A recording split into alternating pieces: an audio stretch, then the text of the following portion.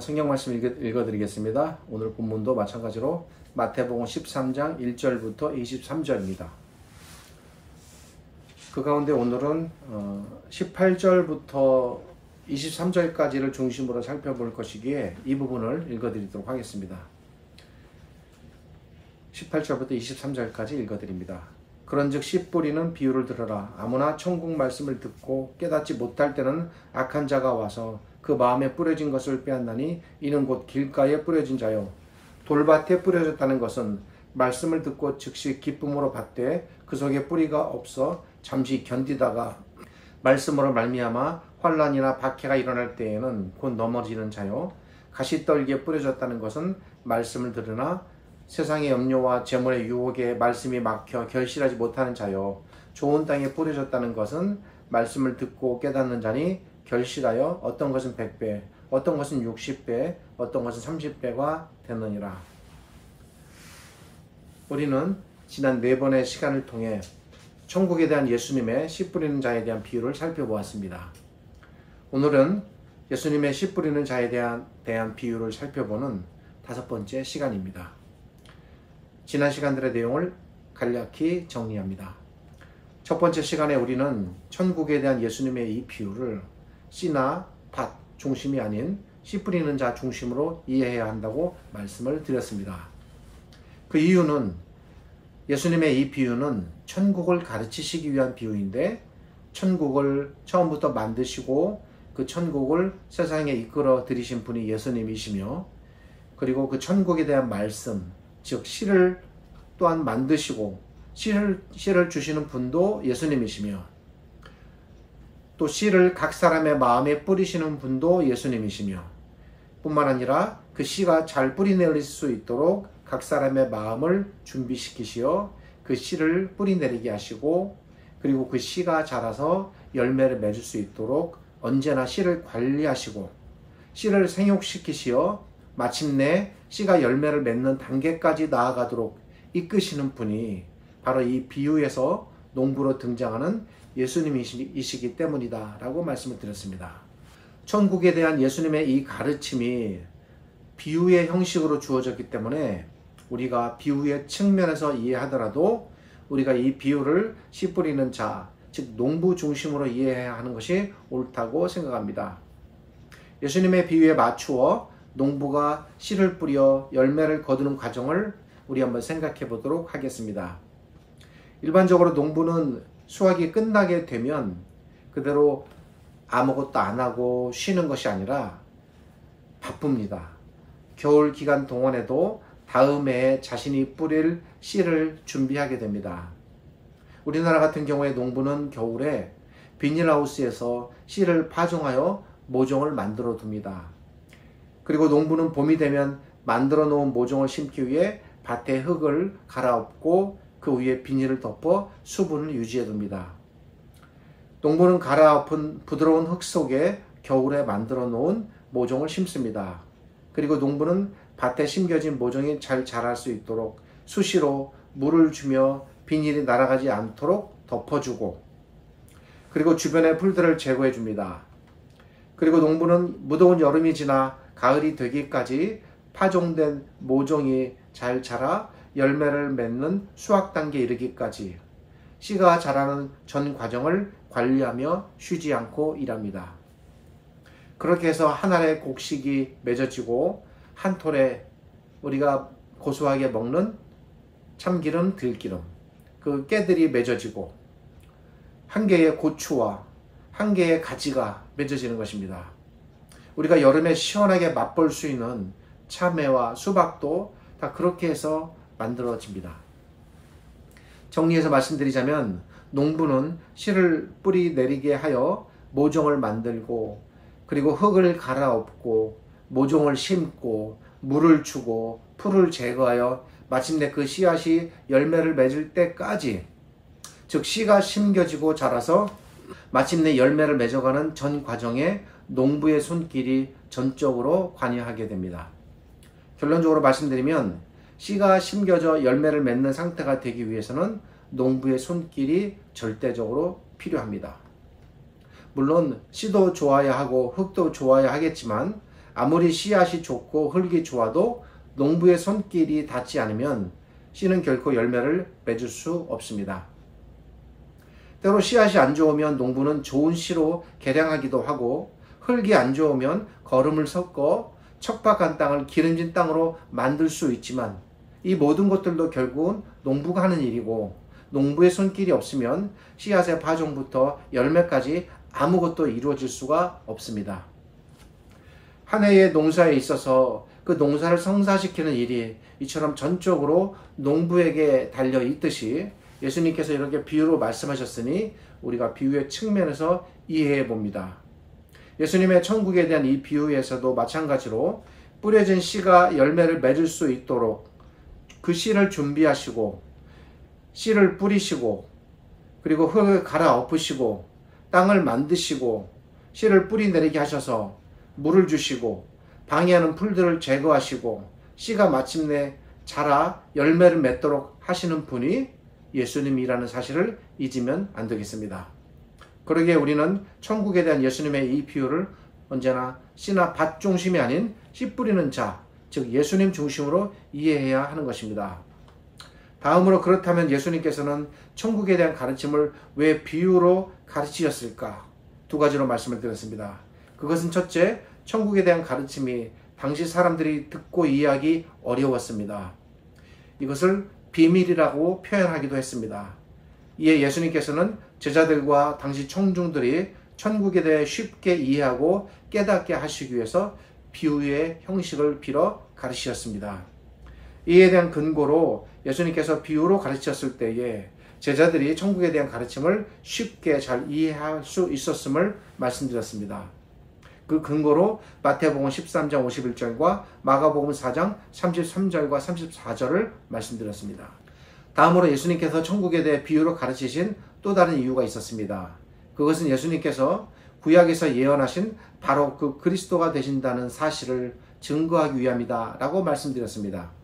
시편 78편 2절은 장차 그리스도께서 오시면 그분은 천국에 대한 모든 비밀들을 비유로 가르치실 것인데, 마태는 예수님께서 천국에 대해 비유로 가르치신 것을 통해 예수님께서 시편 78편 2절에서 말씀하신 바로 그 그리스도가 되신다는 사실을 증거하기 위해 시편 78편 2절, 그것을 마태복음 13장 35절에서 인용하였다고 말씀드렸습니다.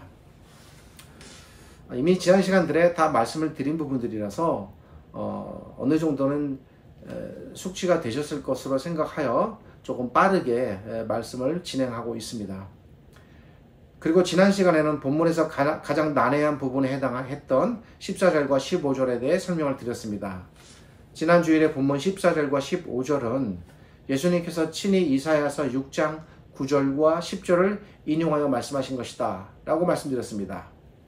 먼저 이사야서 6장 9절 10절은 이사야 선지자 시대에 당시 이스라엘 백성의 악함을 하나님께서 지적하시기 위해서 그들은 보아도 보지 못하는 백성이며 들어도 듣지 못하는 백성이기에 그런 백성에게는 차라리 예언의 말씀이 전해지지 않는 것이 더 낫다 라는 의미로 하나님께서 자신의 아프신 심정을 역설적으로 표현하신 말씀이라고 설명드렸습니다. 그래서 하나님께서 이사야 선지자에게 자신의 심정을 이렇게 역설적으로 표현하셔요. 이사야 선지자에게 예언의 말씀을 그들에게 들리지 않도록 하라. 그들이 회개하여 돌아올까 하노라. 우리로서는 그들 해석하면 도저히 이해가 안 되는, 어찌 하나님께서 그들이 회개하고 돌아오는 것을 이렇게 막으실까 라는 것으로 이해가 되지만 그렇지 않았다는 것입니다. 돌아오고 회개하지 않을 것임을 알기에 차라리 들려지지 않는 편이 낫다는 역설적인 표현이었다는 것입니다.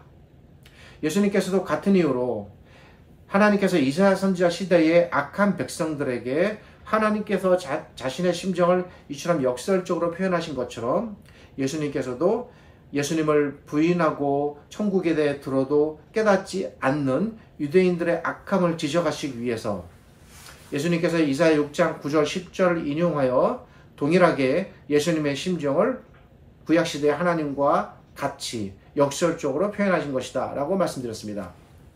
구약시대의 하나님께서 정말로 이스라엘 백성이 회개하고 돌아오는 것을 원치 않으셔서 그 길을 막으시기 위해서 이스라엘 백성에게 회개할 기회를 안 주시고자 예언의 말씀이 들려지지 않게 하라는 것이 아니었고, 그들이 너무나도 뿌리 깊게 썩었으며 또한 그들은 아무리 들어도 돌아오지 않을 백성임을 아셨기 때문에 하나님께서 자신의 상하신 마음을 역설적으로 표현하신 것처럼 예수님께서도 정말로 유대인들이 천국에 대한 말씀을 듣고 깨닫는 것을 원치 않으셨기 때문에 천국에 대한 비밀이 들려지지 않기를 원하셨던 것이 아니라, 유대인들이 도무지 천국에 대해 들어도 깨닫지 못할 것임을 아셨기 때문에 그런 사람들에게는 차라리 천국에 대해 들려지지 않는 것이 더 낫다라는 의미로 예수님께서 이사야 6장 9절 10절을 본문 14절 15절에서 인용하여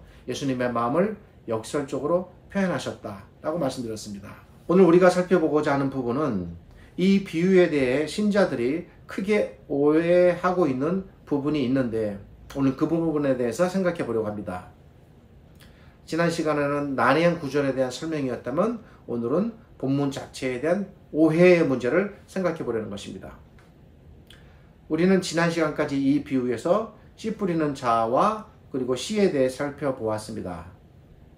앞 시간들에서 말씀드린 것처럼 이 비유에서 씨 뿌리는 자는 천국 말씀의 씨를 각 사람에게 뿌리시는 예수님을 비유적으로 나타내는 표현이 되고, 씨는 예수님께서 각 사람의 마음속에 뿌리시는 천국 말씀이 되는 비유적인 표현이라고 말씀드렸습니다.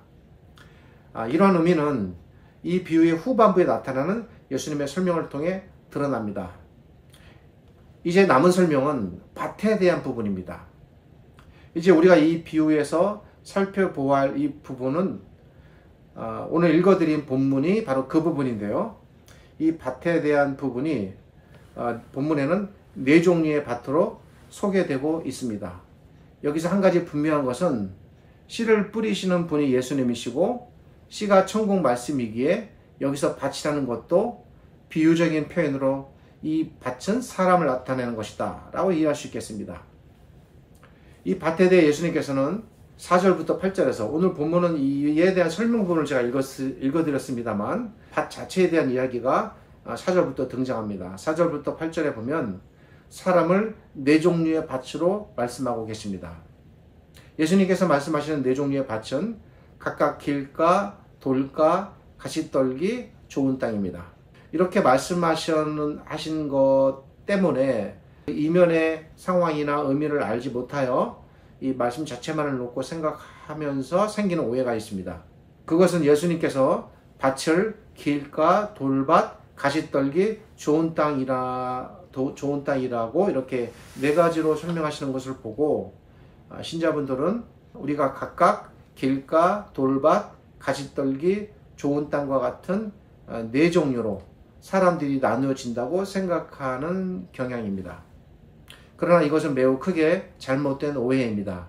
이러한 오해는 이 당시에, 지금도 이스라엘이 그런 식으로 농사를 짓는지 모르겠습니다만 적어도 예수님 당시에는 이렇게 농사를 지었습니다.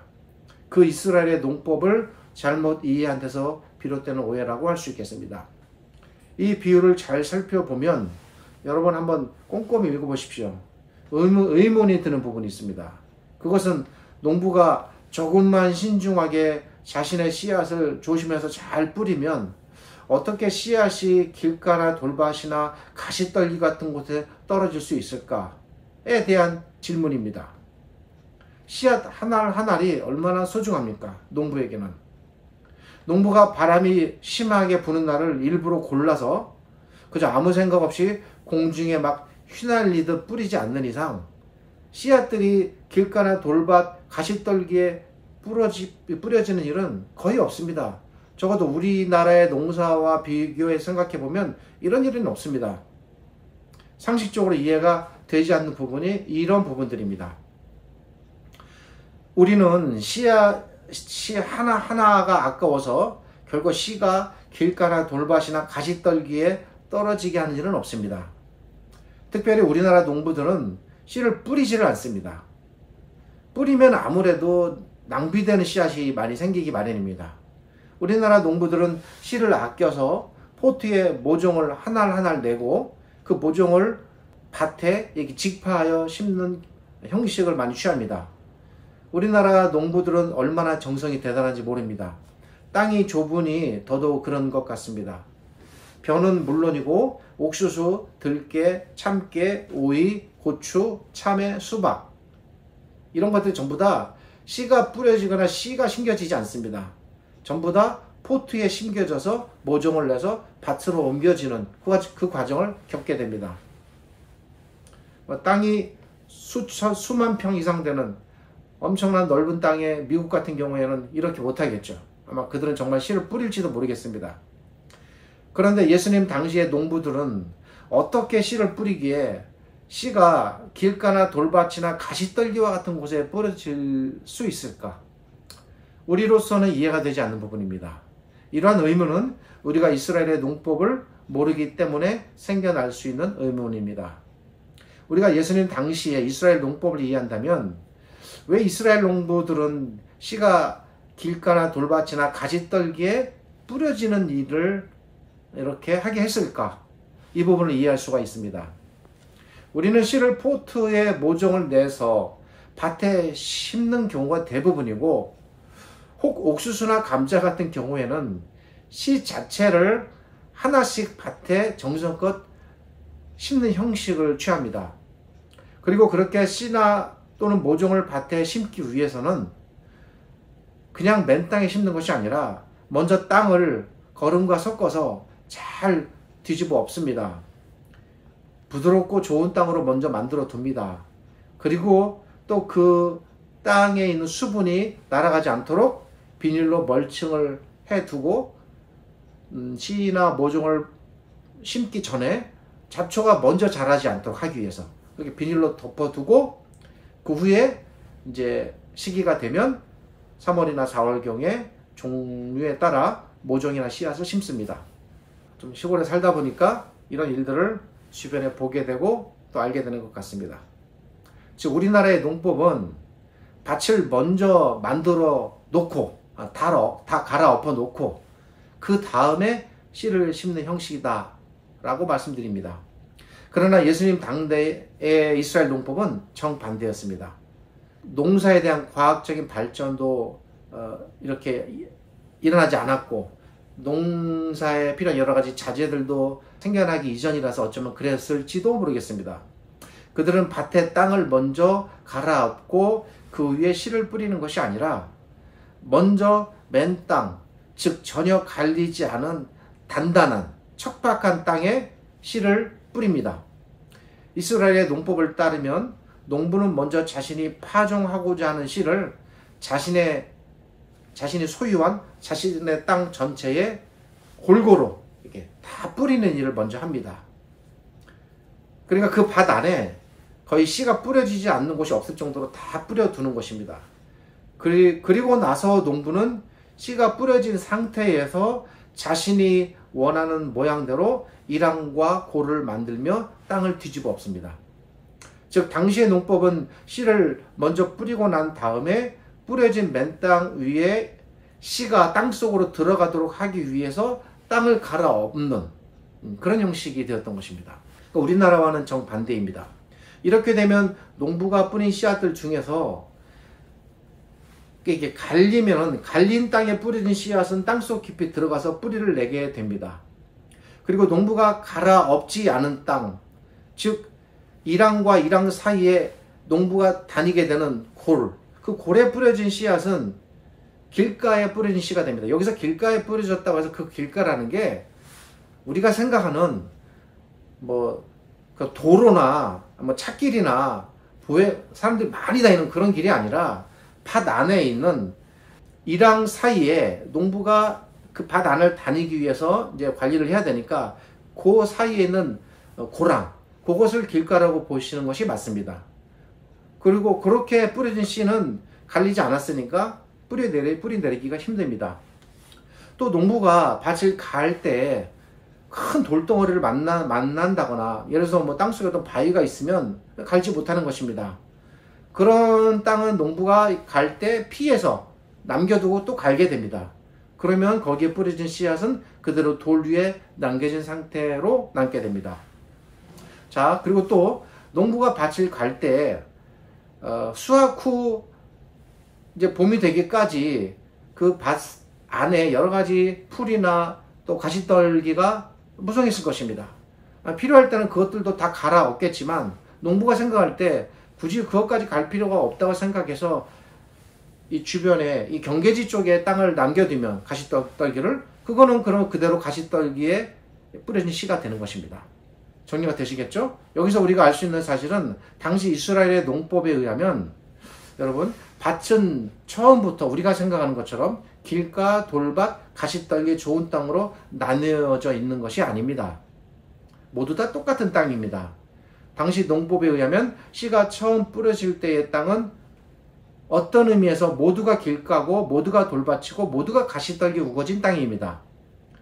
당시 농법을 모르면 씨가 처음 뿌려질 때 그 씨들은 모두 길가나 돌밭이나 가시떨기가 무성한 척박한 땅에 뿌려졌다는 사실을 모르게 됩니다. 그렇게 뿌려진 씨앗들이 어떻게 땅이 뒤집어지고 어떻게 땅이 갈려지느냐에 따라서 똑같은 땅이 길가 땅으로 남고 어떤 것은 돌밭으로 남고 어떤 것은 가시밭 땅으로 남고 갈려진 땅만 좋은 땅으로 바뀌게 되는 것입니다. 그러기에 이 비유를 우리가 제대로 당시 배경을 따라 우리가 때로는 이스라엘의 그런 여러 가지 지리나 사회학적 배경도 생각해 보게 되는데 그럴 때는 배경이 도움이 될 때가 있습니다. 성경 이해에. 그걸 따라 이해한다면 이 비유에 네 종류의 땅이 등장한다고 해서 예수님은 왜 이렇게 설명하시냐면 이렇게 말씀하셔도 그 당시 사람들은 자기 시대의 농법을 다 아니까 갈려진 땅이고 안 갈려진 땅이고 이렇게 다 이해를 하는 겁니다. 이렇게 말씀하셨다고 해서 예수님께서 처음부터 땅을 네 종류로 나눠서 말씀하신 게 아니라는 것입니다. 당시 농법을 따라 예수님의 씨 뿌리는 자의 비유를 우리가 제대로 이해한다면 천국 씨앗이 우리에게 뿌려졌을 때 비유로 말씀하셨으니까 우리가 비유로 접근해 보겠습니다. 우리는 모두 다 길가 땅이고 모두가 돌밭이고 모두가 가시떨기 무성한 땅입니다. 뿌려졌을 때 처음부터 비옥한 좋은 땅은 이 세상에 단 하나도 존재하지 않습니다. 그런 길가와 같은 땅, 돌밭 같은 땅, 가시떨기 우거진 땅과 같은 우리에게 천국 말씀인 천국의 씨앗이 다 뿌려지는 것입니다. 그런데 그렇게 뿌려진 천국의 씨앗이 우리 안에서 뿌리를 내리기 위해서 어떤 일이 벌어져야 할까? 한 가지입니다. 땅이 갈려야 하듯 우리가 갈려야 하는 것입니다. 뒤집어 엎어져야 한다는 것입니다. 비유로 말씀하셨으니 비유적으로 설명드립니다. 길가 땅, 돌밭 땅, 가시떨기 땅이 옥토로 바뀌어져야 처음부터 길가로 있다가 끝까지 길가로 남는 것이 아니라 다 이런 땅들이었는데 옥토로 바뀐다는 것입니다. 그런 땅들이. 그래야만 그 위에 뿌려진 씨앗이 땅 속으로 들어갈 수 있듯이 우리도 마찬가지라는 것입니다. 길가와 같은 우리들, 돌밭과 같은 우리들, 가시떨기 같은 우리들 속에 뿌려진 씨앗이 우리 마음 깊숙이 파고 들어가 우리 마음속에 뿌리 내리기 위해서는 우리가 갈려야 한다는 것. 농부의 쟁기질이 들어와야 한다는 것입니다. 길가 땅은 길가 위에 씨가 뿌려진 상태로 결국 그 씨가 뿌리 내릴 수 없습니다. 갈리지 않으면 끝까지 길가로 남습니다. 돌밭에 뿌려진 씨앗 마찬가지고 가시떨기에 뿌려진 씨앗도 마찬가지입니다. 갈리지 않으면 끝까지 길가, 돌밭, 가시떨기로 그냥 남아있는 겁니다. 길가 땅, 돌밭 땅, 가시떨기 땅 위에 뿌려진 씨가 땅 속에 들어가 뿌리를 내리기 위해서 반드시 농부는 그 땅을 갈아엎습니다. 그러니까 밭의 입장에서는 갈아엎어짐을 당해야 하고 당하는 것이 마땅한 겁니다. 그 과정 없이는 그 어떤 땅도 좋은 땅이 될 수 없다는 것이 이 비유의 가르침입니다. 그러니까 반드시 갈아엎어져야 하고 뒤집어져야 되고 또 뒤집어져야 합니다.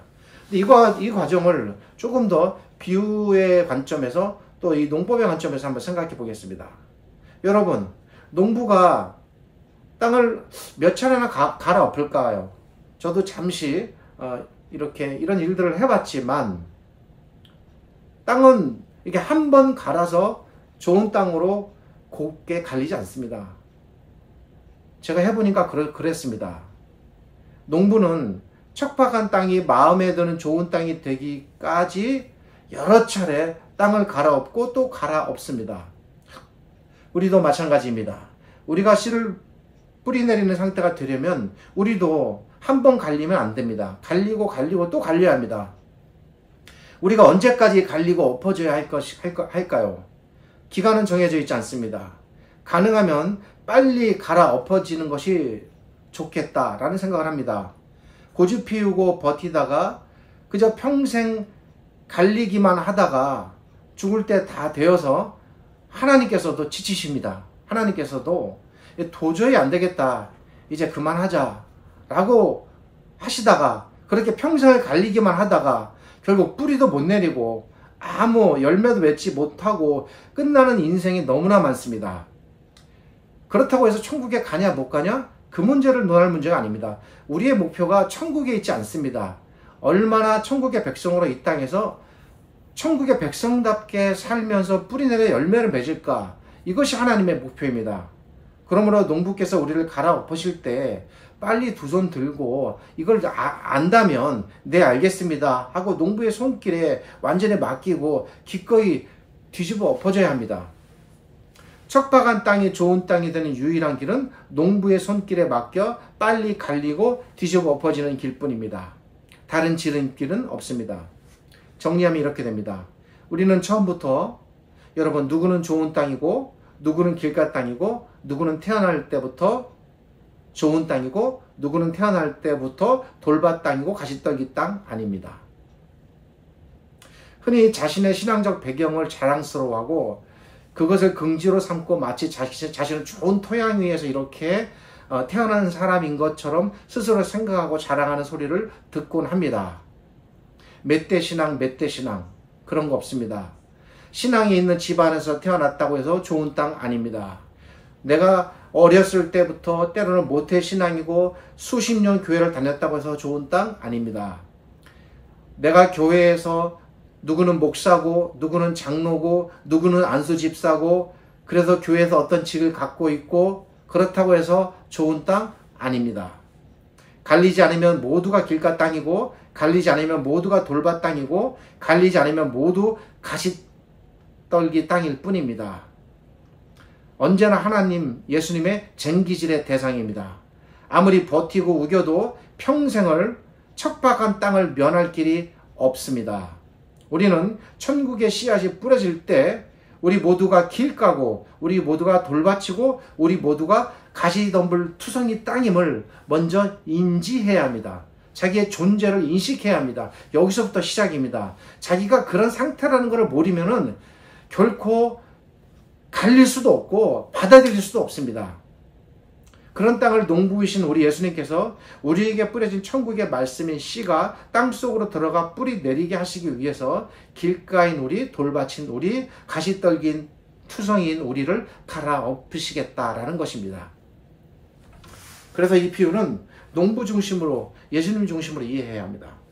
그것도 한 번 갈아엎어서 안 되면 또다시 갈아엎고, 아직 다 안 갈렸네, 아직 씨를 뿌릴 상태가 안 되었네, 그러면 또다시 갈아엎으시겠죠. 언제까지 갈아엎으시겠습니까? 농부가 씨를 심기 위해 언제까지 땅을 갈아엎습니까? 판단은 밭이 하는 것이 아니라 농부가 하는 것입니다. 좋은 땅이 됐다 안 됐다 결정을 누가 합니까? 밭이 합니까? 아닙니다. 농부가 합니다. 밭이 이제는 됐습니다, 너무 힘듭니다, 이제 그만 갈리고 싶습니다 라고 해서 안 갈리는 것이 아닙니다. 이렇게 밭이 결정할 일이 아닙니다. 아무리 자기가 좋은 땅인 것처럼 좋은 땅이라고 우기고 버텨도 농부이신 예수님께서 아니다, 좀 더 갈려야 되겠다 라고 생각하시고 결정하시면 갈려야 합니다. 농부이신 예수님께서 아니다, 좀 더 뒤집어져 엎어져야 좋은 땅이 되겠구나 라고 뒤집으시면 뒤집어져야 합니다. 판단은 누가 하십니까? 밭이 하는 것이 아니고 농부가 하십니다. 그렇게 많이 갈려서 이제는 되었다 라고 할 때 그 땅은 갈리고 엎어지고 뒤집어져 좋은 땅이 됩니다. 농부가 생각할 때 이제는 씨가 뿌려지면 잘 뿌리 내리겠구나 생각할 때 농부는 갈아엎고 부서뜨리는 일을 이제 중단하시고 비로소 좋은 땅 옥토로 만들어 씨를 뿌리 내리게 하실 것입니다. 우리도 마찬가지입니다. 예수님께서는 길가인 우리, 돌밭인 우리, 가시 떨긴 우리에게 천국의 씨를 뿌리셨습니다. 그렇게 뿌려진 씨가 뿌리 내리게 하기 위해서 이제 예수님께서는 우리를 갈아엎어 오셨고 지금도 그러실 수가 있습니다. 명심하셔야 합니다. 갈아엎어지지 않는 좋은 땅은 결코 존재하지 않습니다. 처음부터 좋은 땅, 그런 땅 없습니다. 갈리지 않은 좋은 땅 없습니다. 부서지지 않는 좋은 땅 없습니다. 전기가 들어오고 칼날이 들어오고 곡괭이가 들어오고 삽이 들어오고 그때 땅은 신음하며 고통스러워할 것입니다. 그러나 반드시 그 과정을 통해 길가, 돌밭, 가시떨기는 좋은 땅, 옥토로 만들어지게 되어 있습니다. 이것이 하나님의 방식이고 하나님께서 일하시는 과정입니다. 다만 우리가 이해하지 못하고 깨닫지 못하고 때로 고집 피우고 받아들이지 못해서 스스로 그렇게 바뀌지 못할 뿐입니다. 우리 예수님께서는 당신에게 뿌려진 천국의 씨가 우리 안에서 뿌리 내리고 자라게 하시기 위해서 어쩌면 지금도 길가와 돌밭과 가시떨기 같은 우리를 갈아엎으시고 계시는 수가 있습니다. 농부의 손길, 농부의 이 쟁기질을 빨리 받아들이시기 바랍니다. 기도하겠습니다. 하나님 감사합니다. 오늘 말씀을 통해서 밭에 해당되는 우리가 어떻게 하면 좋은 땅으로 바뀌어 예수님께서 뿌리시는 천국의 씨앗이 우리 안에서 뿌리 내리고 그리고 궁극적으로 열매를 맺을 수 있을까에 대한 문제들을 생각해 보았습니다. 우리 각자는 너무나 다양하고 자기들이 당하는 처지와 상황은 모두 틀리며 각자가 느끼는 고통과 고난의 시간들의 강도와 깊이 또한 다릅니다. 그럴지라도 우리가 예수님의 손길을 겸허하게 받아들이고 예수님께서 우리를 언젠간 좋은 땅, 좋은 옥토로 만들어 천국의 씨를 우리 안에서 자라게 하시고 꽃피고 열매 맺게 하신다는 사실, 이에 대한 믿음을 잃지 않게 하여 주옵소서. 모든 아픔은 언제나 힘들고 고통스러웠겠지만 그 가운데서 하나님께서 이루어 가실 하나님의 손길을 생각하며 믿음으로 감내하고 궁극적으로 하나님께서 원하시는 옥토의 땅으로 우리 모두가 바뀌기를 소망합니다.